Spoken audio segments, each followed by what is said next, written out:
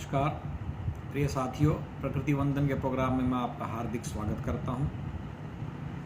प्रकृति और मनुष्य अनंत काल से एक दूसरे से जुड़े हुए हैं, एक दूसरे के पूरक हैं। जो कार्बन डाइऑक्साइड हम छोड़ते हैं वो वृक्ष ले लेते हैं, और जो ऑक्सीजन वृक्ष छोड़ते हैं वो हम मनुष्य ले लेते हैं। और यही काम ह्यूमन एक्सक्रीटा के साथ भी होता है, और ये हमारे जन्म से लेकर मृत्यु तक प्रक्रिया चलती रहती है।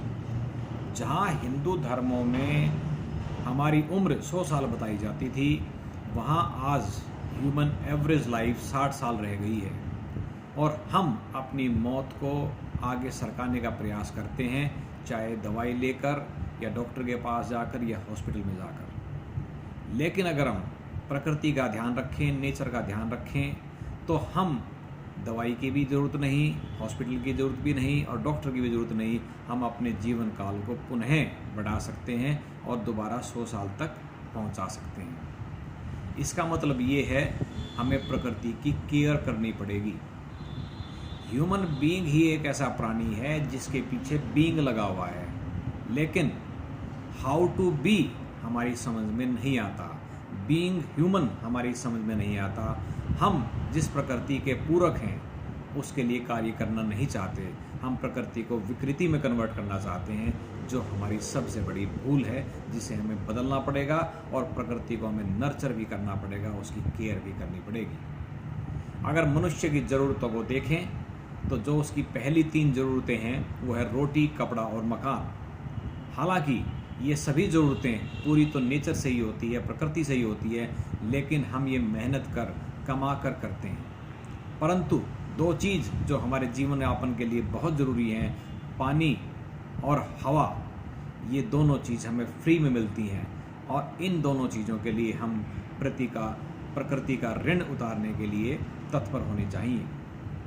एक बार भृगु ऋषि ने भगवान शिव से पूछा कि वो अपना पितृ ऋण कैसे चुकाएंगे, तो भगवान ने कहा उसके लिए आपको विवाह कर और अपने बच्चों का पालन पोषण बड़े अच्छे ढंग से करने पड़ेगा, तभी आप पितृ ऋण को उतार सकते हैं। इसी प्रकार अगर आप चाहते हैं कि आप नेचर के ऋण को उतारें, तो उसके लिए आपको नेचर का ध्यान रखना पड़ेगा, पौधे भी लगाने पड़ेंगे, पशु पक्षियों का भी ध्यान रखना पड़ेगा। तो स्वतः ही आपका जो कार्बन फुटप्रिंट है, जो आप नेचर में कमी की है, वो पूर्ण हो जाएगी और आपका ऋण उतर जाएगा। तो इस प्रयास को हमें प्रकृति वंदन और आगे आने वाले पर्यावरण के कार्यक्रमों के थ्रू पूरा करना है। जब हम भगवान की बात करते हैं तो हम कहते हैं भगवान को अगर तोड़ा जाए, संधि विच्छेद किया जाए, तो भय गय वै न बनता है।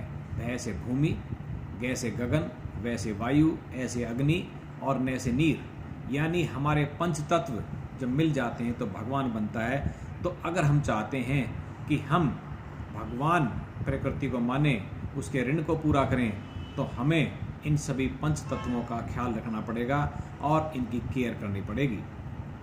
आज की दिशा में सबसे बड़ी समस्या जो दुनिया में आ रही है और जिसमें हिंदुस्तान सबसे आगे है, वो है जनसंख्या। अगर हम जनसंख्या को यूं ही बढ़ाते रहे और जनसंख्या की पूर्ति के लिए हम ज़मीन को ख़त्म कर उसकी जगह मकान बनाने लगे, तो हमारे पास नेचर के लिए जगह बचेगी ही नहीं। हम कहाँ गाँवों को छोड़, खेतों को छोड़ आकर फ्लैट में रहने लगे, और अपना काम भूमि से जुड़ा हुआ छोड़कर हम नौकरी के पीछे भागने लगे। इस बात से आप समझ सकते हैं कि हमने अपने लाइफ साइकिल को बदल लिया, और आप अपने लाइफ स्टाइल को भी बदल लिया, और अपने जीवन को कम कर लिया। अगर हमारे पास भूमि है, ज़मीन है, तो हम उससे जुड़कर भी बहुत अच्छा काम कर सकते हैं, अपना स्वास्थ्य भी इम्प्रूव कर सकते हैं, पर्यावरण को भी ठीक कर सकते हैं, और दूसरों को रोज़गार भी दे सकते हैं। इस बारे में हमें सोचने की ज़रूरत भी है। मैं आपको बता दूं कि आज की तिथि में 7 अरब आदमी 70 अरब जानवरों को खाते हैं। इसका मतलब ये हुआ कि हम पर्यावरण के साथ अन्याय कर रहे हैं।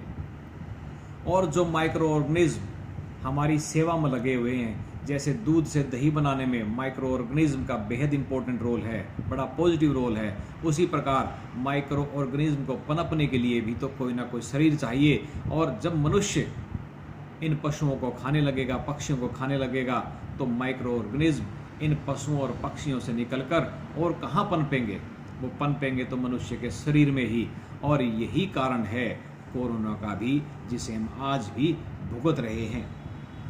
अगर प्रकृति विकृति की तरफ जाएगी तो आप उसके विनाश को समझ सकते हैं। हमें संभलने की बहुत ज़रूरत है, और हम अपने देश से ही नहीं, अपनी सभ्यता से ही नहीं, हम विदेशों से भी बहुत कुछ सीख सकते हैं। जब सिंगापुर में एक हाईवे बनाया गया जो वन से होकर गुजरता था, तो उन्होंने एक ऐसा फ्लाईओवर बनाया जिस पर पेड़ लगे हुए थे, जिससे जानवर एक जंगल के हिस्से से दूसरे हिस्से में पहुंच जाएं। जर्मनी में मेंढक जब सड़क को क्रॉस करते थे और गाड़ियों से कुचले जाते थे, तो उन्होंने सड़क के नीचे से नालियाँ बना दी जिससे कि मेंढक आसानी से पास कर जाएं। इतनी बड़ी सोच हमें रखनी पड़ेगी। अमेज़न के जो जंगल हैं वो पूरी पृथ्वी के लंग्स कहे जाते हैं। क्या हम इतने बड़े जंगल अपने देश में उत्पन्न नहीं कर सकते? और एक छोटा सा पड़ोसी देश जिसकी कोई ताकत नहीं है, भूटान, अगर हम उसको देखें तो हमें पता लगेगा कि वहाँ 60 से 70% ज़मीन पर वन हैं, जंगल हैं, और उस पर कोई भी काम नहीं हो सकता। और जहाँ तक हम कार्बन फुटप्रिंट की बात करते हैं, कार्बन एमिशन की बात करते हैं, मैं आपको बता दूं वहाँ कार्बन फुटप्रिंट या एमिशन जीरो ही नहीं, नेगेटिव है। तो इसका मतलब हम दुनिया के देशों से भी बहुत कुछ सीख सकते हैं और अपनी पुरानी सभ्यता की तरफ लौट सकते हैं और प्रकृति की केयर कर सकते हैं, पर्यावरण को बचा सकते हैं। आज प्रकृति वंदन करके हमारा यही प्रयास है कि हम अपने जीवन को दीर्घायु करें, अपने आगे आने वाली जनरेशन के लिए हम अच्छा पर्यावरण दें, जिससे कि हम चाहे कम एज के रह जाएं, लेकिन हमारी आने वाली जनरेशन हमारी सभ्यता और संस्कृति के हिसाब से कम 100 साल का जीवन काल पूरा करे स्वस्थ रूप से। इसी कामना के साथ आप सभी का बहुत बहुत अभिनंदन, धन्यवाद, नमस्कार।